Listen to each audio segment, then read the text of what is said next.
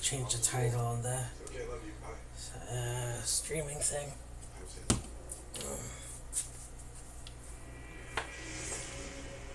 I knew about Amber's story.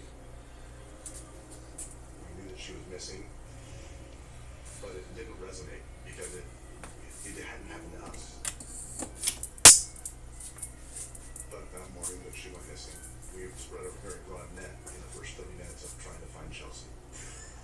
Chelsea's mom called one of Chelsea's friends, and that friend suggested that we use the AT&T reverse technology at the time, that we could look at where her phone was and we could ping it. We did that. We saw that it pinged right at the Rancho Bernardo Community Park, and that's when I said, I'm going to drive over there and try and find her.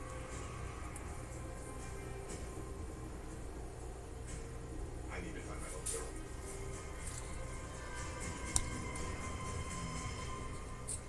Started becoming dusk, and I pulled up. I got the car. Inside the car, and I saw that her school clothes had all been folded, sitting in the passenger seat with her phone. I called Chelsea's mom and said, "Call the police right now. I'm gonna go try and find her." And I took off running down the dress. Called her name.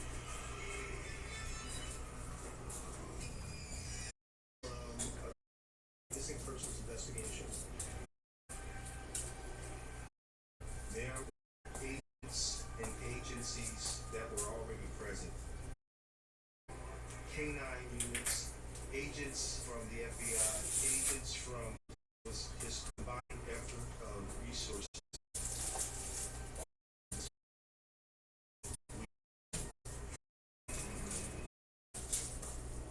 The Kings were obviously worried. Very intelligent.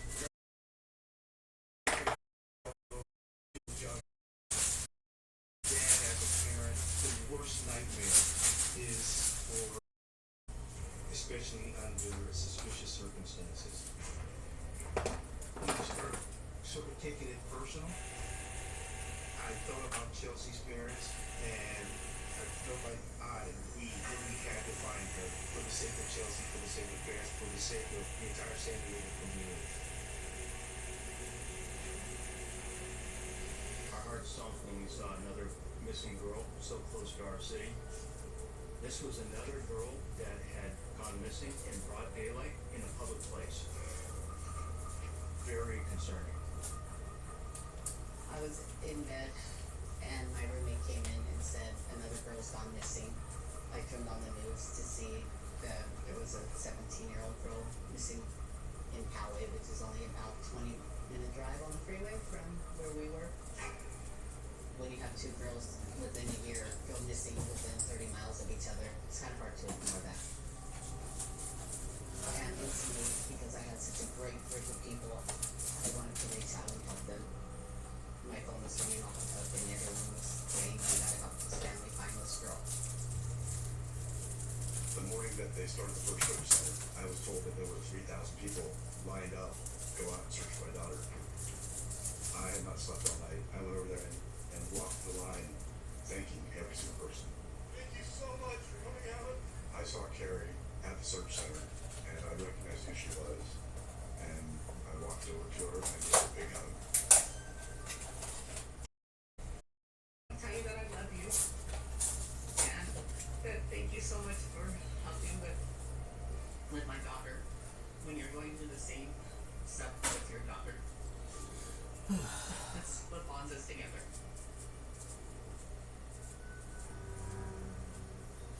Rancho Bernardo Park is very large, and a lot of it is left in its natural state.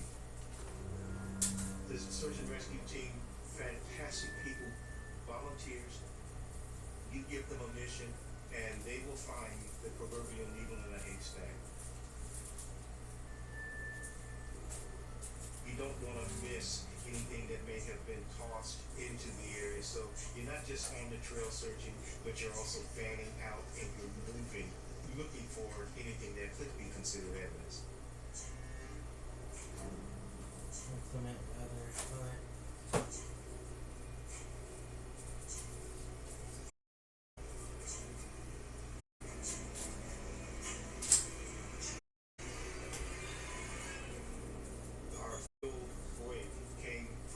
citizen locating clothing objects on the trail. Women's underwear. We wanted to know if there was any evidence in the underwear that would link us to the suspect. We showed the photographs to the Kings, and they stated that those items that were recovered were consistent with what Chelsea would wear. And at that point, Mrs. King became extremely distraught, and she left. When they shared with me the evidence, I still believe my daughter was able to be found. I received a phone call from our crime lab. They stated from the blood found in the underwear at the crime scene, they found the victim Chelsea King's DNA on it. And they also found a second DNA profile from bodily fluid recovered from the underwear also. That team was tasked with finding and contacting and interviewing anybody within that area that were registered sex offenders. The investigators asked me to look through a book of registered sex offenders in San Diego County that were within a 50-mile geographic area, and there were over 40 pictures in the book. These were all extremely high-risk predators. I had no idea that many of them were living in our community that close. I was terrified. Yes, we have our community that we're all through every kid.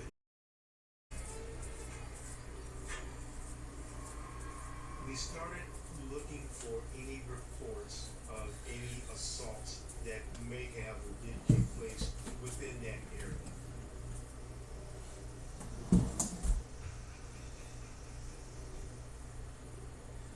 We came across an incident that took place on December 27th, 2009. So it's a beautiful, sunny San Diego day. 22-year-old Candace Moncayo goes on a run in Rancho Bernardo Park.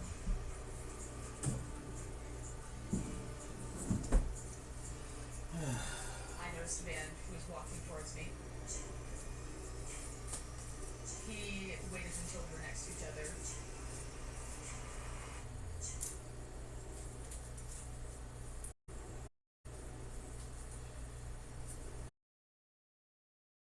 First.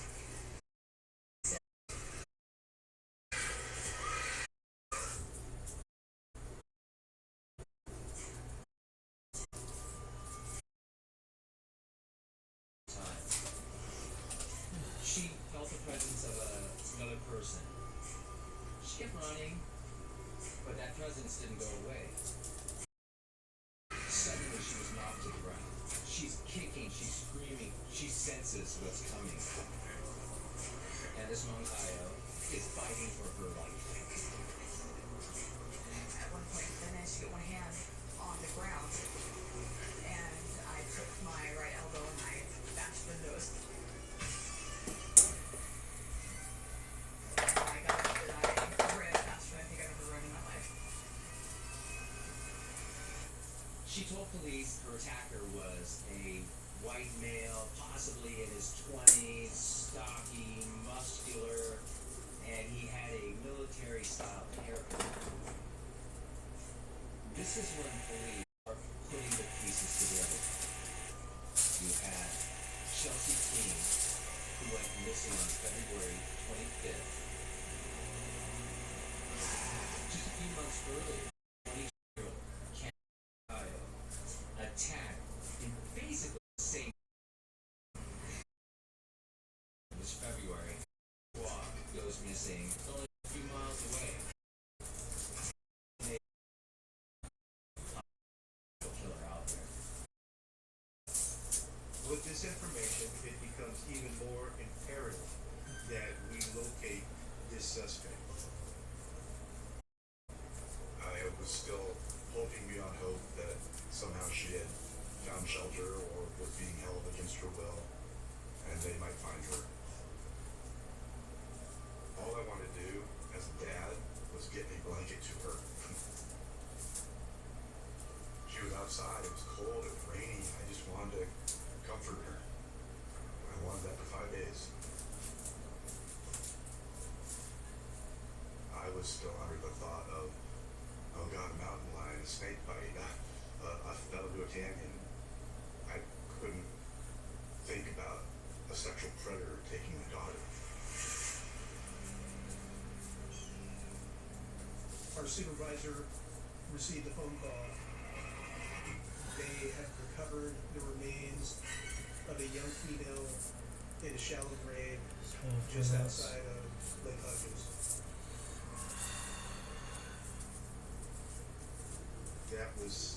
That's something I'll never forget.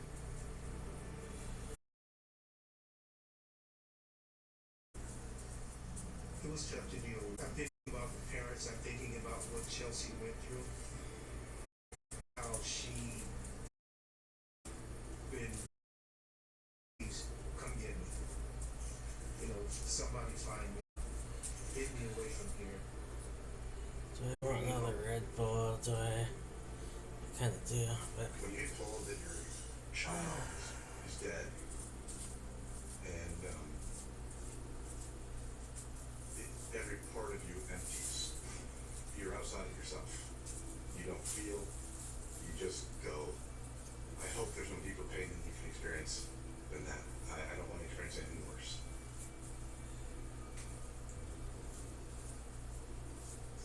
I got the phone call that they had a positive match on the suspect. The DNA hit came back to a 30-year-old sexual registrant named John Gardner. Was found on underwear. I actually heard the name John Gardner for the first time from a law enforcement source. In 2000, he attacked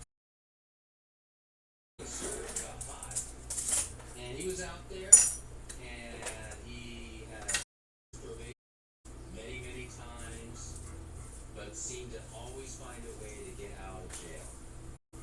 And just wandered.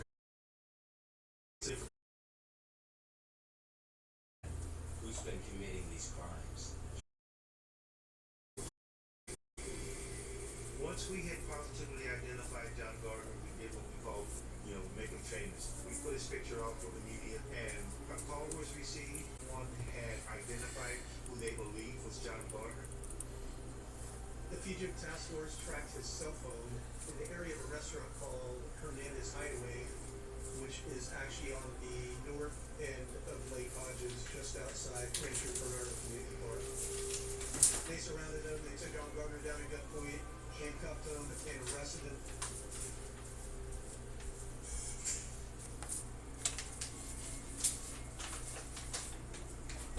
Gardner is wet. He's intoxicated. You can smell the alcohol on him. He didn't deliver it. He basically said, "Hey, I don't know what you're talking about. I would have an attorney." Part of the processing was to take his clothing.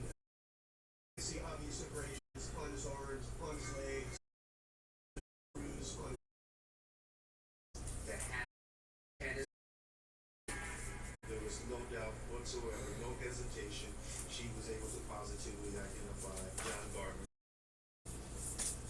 March 5th, we're in our office and we get a call from the sheriff, Sheriff Gore, and we are to meet him in his office, like right now. To our surprise, we were to pick up John Gardner, and he would be taking us to a location. We had no idea what was going on. It was really odd the way he was acting. To our surprise, he said something that was kind of red flag. I never victim.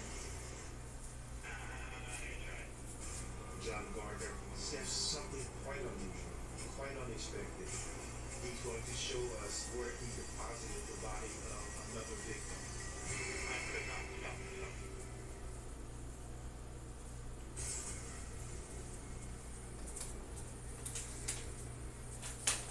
This turned out for another victim. They would take the death penalty off the table. Where For me, it was a very hard decision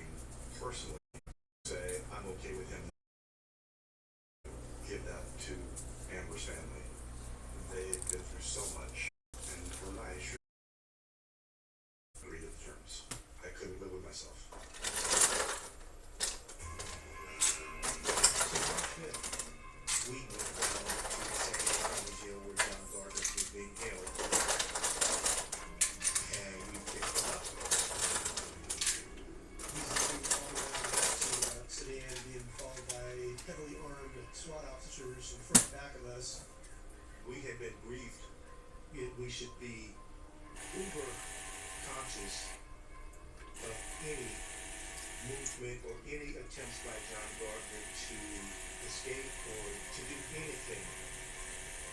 And that if we got the sense that something was going to go amiss, that we should neutralize any threat that he may present. I'm sitting next to a murderer. You son of a bitch, you. It was a difficult ride. It lasted over an hour. We opened the back door. He had been considered very arrogant. Let me do something He was real out of quickly. custody temporarily, he's the king for the day out there. Pointing out all this stuff, telling the steward to check. It's a very steep hillside. As he shuffled up the edge of the cliff, he pointed down the cliff a short distance. We were able to sift through that area, ultimately found human bone. And then, some minutes later, we discovered a skull. At this time, it's getting dark, it's getting foggy, and we spent the night with lights and flashlights exhuming amber from the side of the mountain. We had been searching for amber for over a year. I was on the one side so elated that we finally found amber. We were going to be able to provide closure, but then obviously how tragic that was. She was only 14 years old, and I could not imagine what that poor girl had to go through. It was devastating to hear that her remains were found, but it was also a relief. We went to court and he pled guilty to killing Amber. But then, in a final calculated move, he refused to give any details about Amber's murder. I reached out to his attorneys, telling them that I just want answers, that I wanted to know what happened to Amber. He said, if you want to know anything about Amber or Chelsea, I'm only going to tell her parents. And at that point, that's all I had to hear, and I was going to get the answers I wanted. I was allowed to go to the San Diego County Jail and meet with Gardner about what he did to my daughter.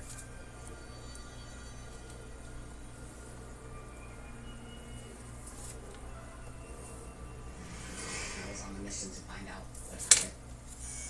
I wanted closure. It's something out of Silence of the Lambs, like he's Hannibal Lecter. This to dominate women. That was his pattern, because he's a psychopath. He's sitting there with Carrie, they have a glass partition between them. And he basically tells her everything that she had dreaded, but needed to know about her daughter.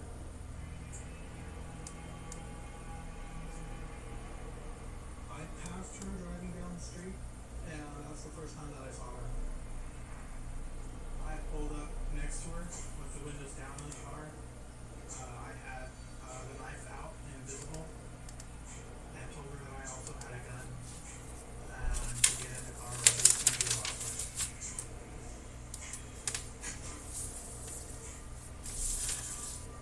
She actually looked at me in kind of shock and disbelief. She asked me why I was doing it, what was wrong. When we got into the Paula area, it's a little plateau area.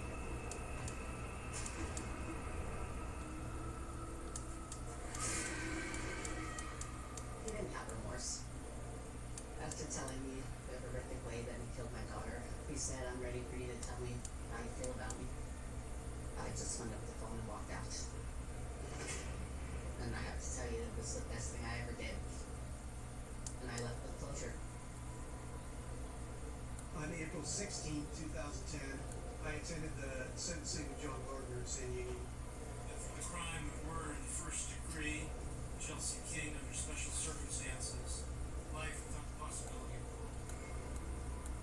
For the crime of murder in the first degree, Andrew Dubois under special circumstances, life in prison without the possibility of parole. One of the most satisfying things about being in law enforcement is to take evil off the streets, and being able to take John Gardner off the streets was one of our greatest accomplishments. John Gardner was obviously someone that had no respect for women, and he definitely had an anger issue. If he wasn't caught, he would definitely continue preying on young girls. So I'm on meds right now. You can see the anger in my eyes just to try to talk. I get angry, I blow up, I explode. I will kill. I know I will. I'm the most dangerous type of sexual predator. I am the type that needs to be locked up forever.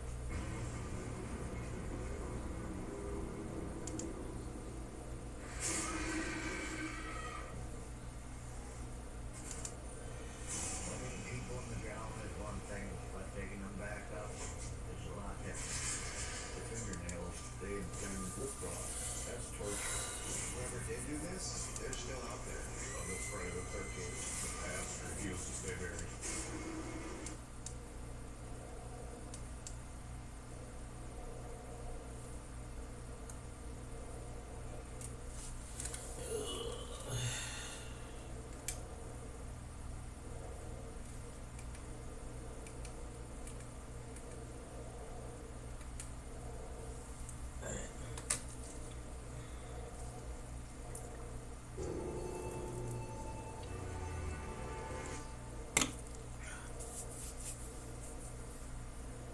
Every year, thousands of truck accidents happen on California roads.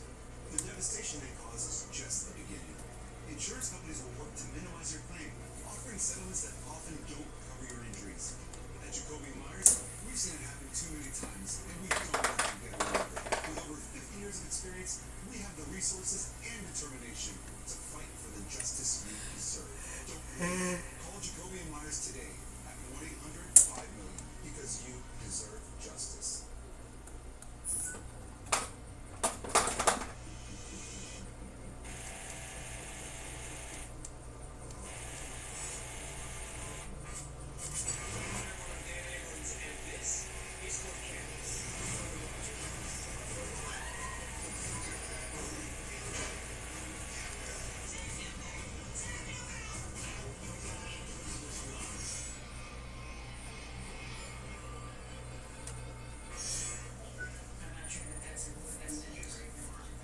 First, we head to Superior Court in Orange County, California, for a Hey. not-so-typical arraignment hearing. Let's move forward then on the case of Forrest Gordon Clark. That's 51-year-old Forrest Gordon Clark in the orange jumpsuit behind the screen. Birthday, 29. Say your birthday, Mr. Clark. Rather than answering the judge, Clark lurks in the background, seemingly more preoccupied with the court's cameras. So how exactly did he end up here? For just a moment. Clark's accused of starting the devastating Holy Fire in Cleveland National Forest in Orange and Riverside counties. The fire forced over 20,000 people in neighboring communities to evacuate and took over a month to contain. For his alleged actions, Clark's facing a litany of charges, including aggravated arson, arson of inhabited property, and arson of a forest. Clark lived in one of the 14 cabins located in the area of the fire, and his is the only one still standing. In addition, Clark reportedly had conflicts with his neighbors for years, and even sent a text warning a volunteer fire chief that, quote, "The place will burn." Birthday, 29. Say your birthday, Mr. Clark. 29. Making matters even more bizarre, today's hearing was scheduled a day earlier, but Clark refused to leave his cell to attend. Alright, he's declining. Perhaps foreseeing the disruptive behavior, his attorney, Nicole Parnas, even requested he not be present, but that was denied by a court commissioner. And now the judge is struggling to lay out the formal charges with Clark present. Mr. Clark is charged in several counts involving arson, aggravated arson, criminal threats. These are just allegations, sir, and resisting. Ms. Parnas, you wish to continue the arraignment? Yes. Correct. Yay. Okay. All right, then you're ordered back on August 17th. That will be your further arraignment. You're welcome, sir. We'll see you then. Bail has been set at $1 million. Pay for that immediately. Should we please have a bail? Can I post bail? Also set on the 17th. Yes, I will be a bail. No, I can handle $1 million right now. You don't need to. Just everyone quiet. Eventually, Clark pleads not guilty to the charges. And later, 2 counts of resisting are dropped. Clark remains in custody as he awaits a trial. If convicted, he could face life in prison. Correct. Yay. Okay.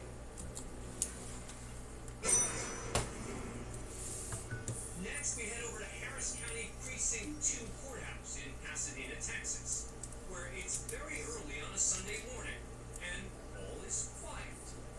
Until a group of brazen robbers backed their pickup right through the front of the building. And what reason did they have for crashing a truck Ah, through right, Texas alright, so courthouse? yeah. To steal an ATM machine just off camera. This is just one of a series of recent break-ins involving ATMs in official Harris County buildings. The men move quickly as one works on the back of the truck. He runs over to secure the strap to the ATM. Then returns to the vehicle, but when he fumbles opening the passenger door, he jumps in back, just as the truck hits the gas to dislodge the ATM. With nothing more than what appears to be a bare cash deposit box, the thieves come up empty and drive off. But just 3 days later, after the courthouse boarded up the windows,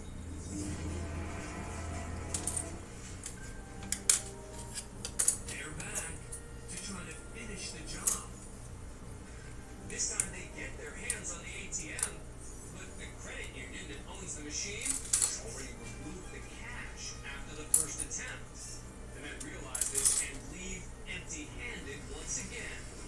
A month later, after stealing an ATM from the Harris County Tax Office building, the group's spotted by police and finally busted. The ATM crime spree's final tally includes several buildings, including 2 courthouses, $200,000 worth of damage caused, and about $60,000 stolen. Angel Lopez, Thomas Ortega, and Toby Perkins were arrested and charged with theft, while 2 other couples are busted for acting as their lookouts. Every year, thousands of truck accidents happen on California roads. The devastation they cause is just the beginning. Insurance companies will work to minimize your claim, offering settlements that often don't cover your injuries. At Jacoby Myers, we've seen it happen too many times, and we don't let them get away with it. With over 50 years of experience, we have the resources and determination to fight for the justice you deserve. Don't wait. Call Jacoby Myers today at 1-800-5-million, because you deserve justice. Look, you thinking on? I got this. I got this. We need NyQuil Intense Flu. Knock out your flu symptoms with NyQuil Intense Flu. You do got this. NyQuil Intense Flu. The nighttime sniffling, aching fever, best sleep and flu.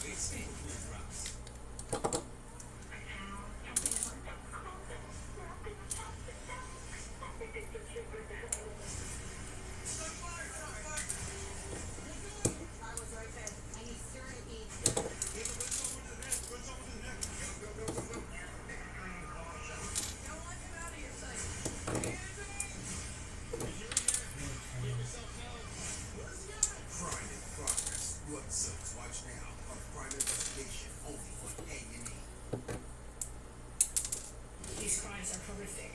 It's clear that you did everything you could. You were to hide evidence to protect yourselves. Next, we go inside Cuyahoga County Common Pleas Court in Cleveland, Ohio. Judge Nancy Margaret Russo is about to impose a sentence on Larissa Rodriguez and her boyfriend Christopher Rodriguez for something unthinkable: the death of her 5-year-old son, Jordan. One night, Christopher brought the boy, who had developmental needs, to his mother in a semi-conscious state. She gave him a cold shower and put him to bed. The next day, the child was dead. But instead of calling 911, the couple covered the child in blankets and bags full of mothballs, buried him in their own backyard.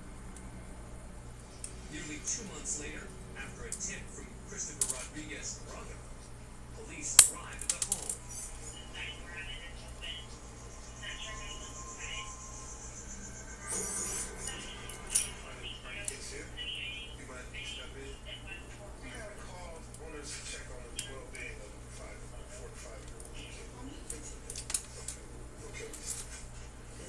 Do you have a child with special needs? Oh, Jordan? Yes, I do. How old is Jordan? Jordan is just turned 5. No one's been calling or anything about it. Just checking the welfare. She tells police Jordan's in Texas with his father, but she can't provide a phone number to reach them. So Jordan has family members in Texas. Yes, yes. Do you know any numbers or any how to get in touch with anybody who actually lives in Texas? I mean, right now, his phone just got disconnected. He just had his phone disconnected. He's gonna be Just lied to police. The following day, police returned and confirmed the tip from Christopher Rodriguez's brother, who said the boy buried in the backyard. Larissa Rodriguez and her boyfriend are charged. The couple enter into a plea deal. Murder charges are dropped in exchange for pleading guilty to involuntary manslaughter, felonious assault, 2 counts of child and abuse of a corpse. Judge Russo sentences So it is the same lady. That's funny. Ha funny. pleading guilty to involuntary manslaughter, felonious assault, 2 counts of child endangerment, and abuse of a corpse. Judge Russo sentences Larissa Rodriguez first. Involuntary manslaughter, Use of a corpse. felonious assault, 2 counts of child endangerment, and abuse of a corpse. Judge Russo sentences Larissa Rodriguez first. According to the sentence as follows: counts 1, 2, and 3 to be served consecutive to each other and concurrent to the sentence imposed in count 5 for a total sentence of 25 years. But before sentencing Christopher Rodriguez, Judge Russo is compelled to make a statement. And I look at these photographs, and it's very hard. Mr. Rodriguez, this is a horror.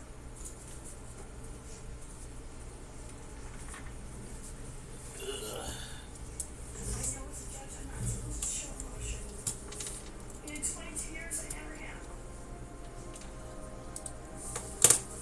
This is one of the worst things I've ever seen in my life.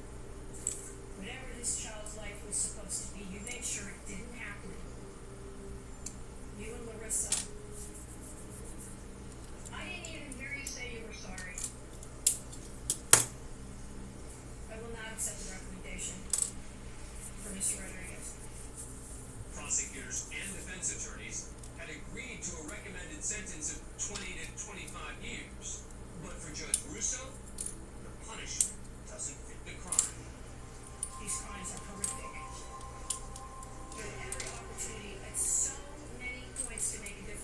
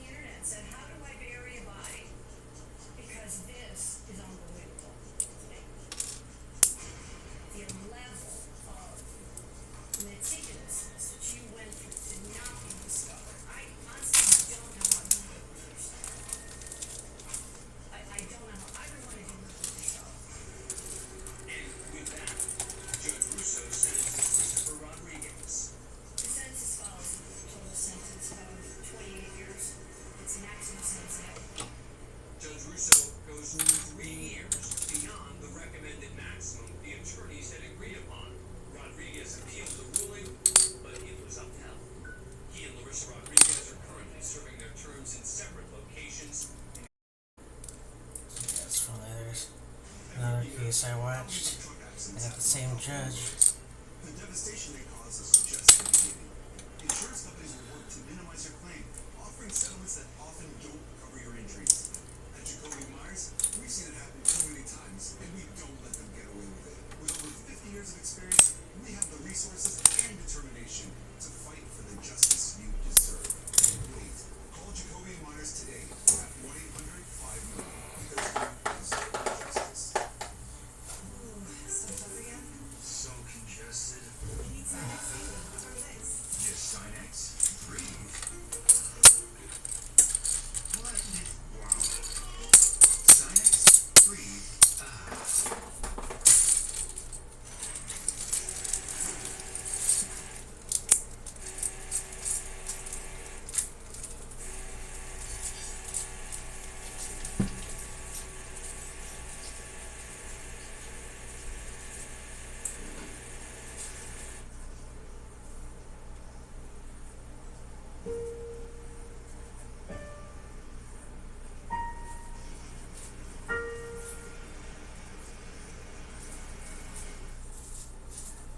Okay, man.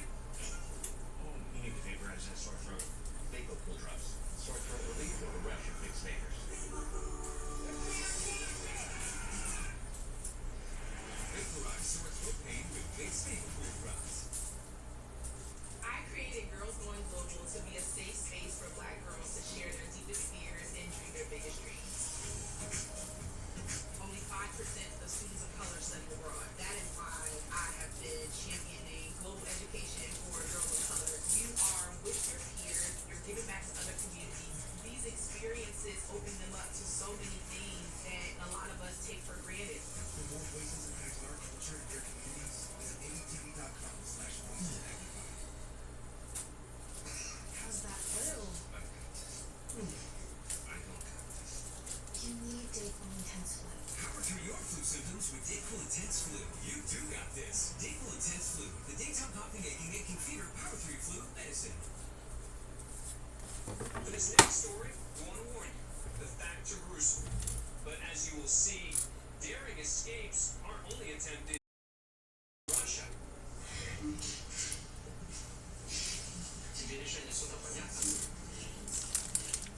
This is 18-year-old Leonid Grazer, who's on trial in Moscow, Russia, for the murder of his sister, Aradia Korol. According to the defendant, he was commanded by Satan to kill his 21-year-old sister, whom he stabbed multiple times. Today, Grazer's in the Sherbinsky courthouse behind the walls of a glass cage.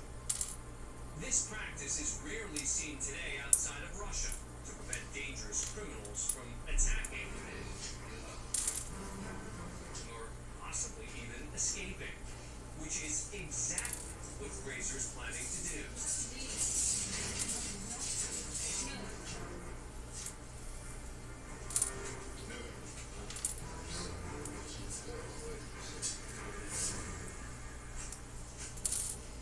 It appears now that Grazer's calmed down, but moments later, he somehow has slipped through the slats at the top of the bulletproof security dome. A gap in the video doesn't reveal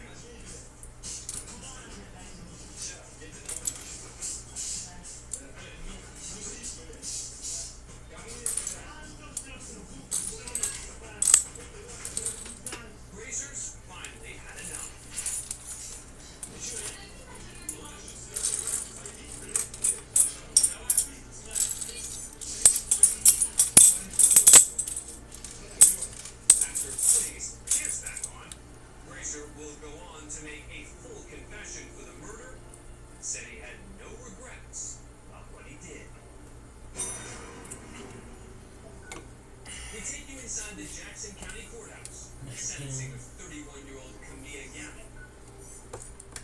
She was convicted of first-degree murder in the brutal killing of her boyfriend, Marcel Hill. According to the evidence presented at trial, Gammon used a frying pan, a floor lamp, and a large knife, which she used to stab Hill a dozen times. Gammon claimed self-defense, saying she believed Hill was an intruder. When the verdict came back guilty, Gammon sticks to her story.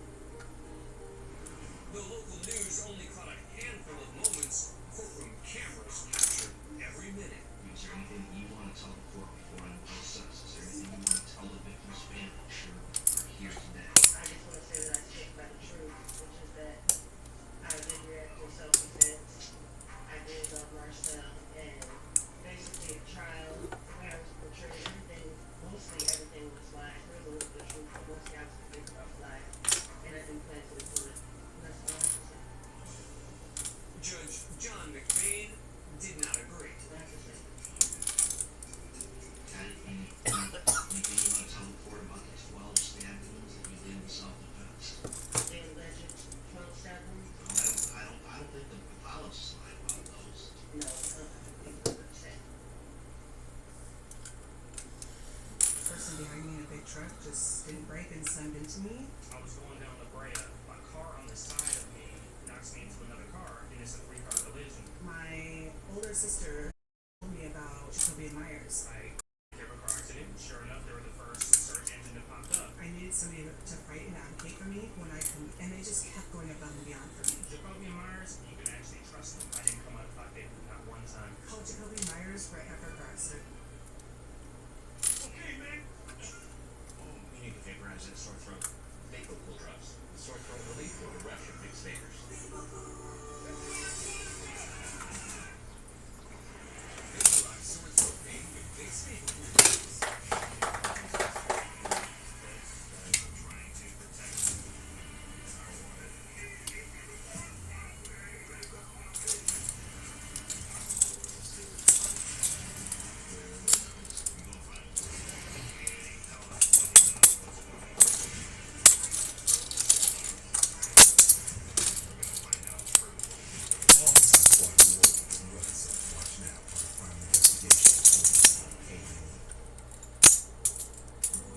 So congested.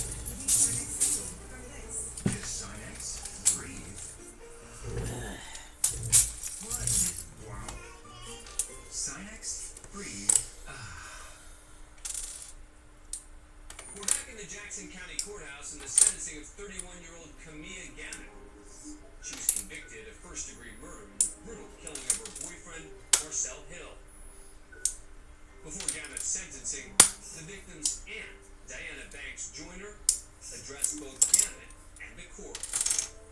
You did leave a big hole in our heart and a void that will never be filled.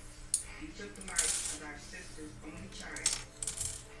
You took a bloodline out of our family.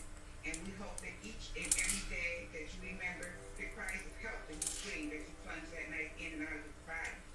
The defendant appeared to be unmoved by anything Miss Banks had to say. So we, the family of Marcel, would like to thank God for the special gift that you will receive today from the judge. When I think about it, you know. You serious? Just talking to you, having a court officer put a piece of duct tape in your mouth. You understand? Try it one more time and see what happens to your mouth. You got something else to say? Even with the threat of duct tape, Gammon continues. Just so you get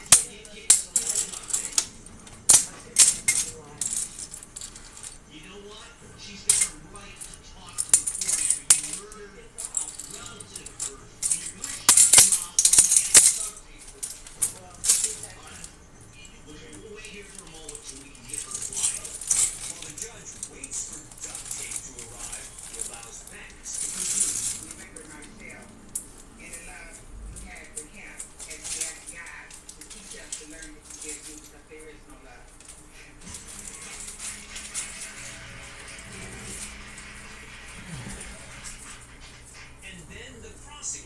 Davidson again. You know, quite frankly, I have no idea